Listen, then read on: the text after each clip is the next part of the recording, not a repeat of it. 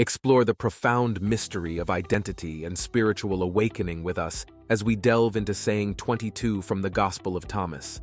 Saying 22, Jesus saw infants being suckled.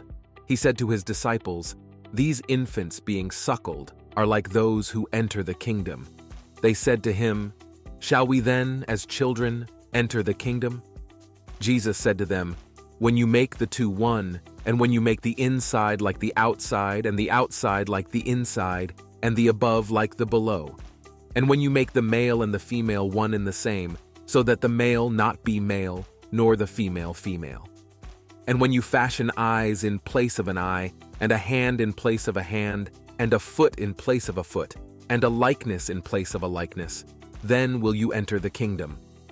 Layman's terms with an analogy.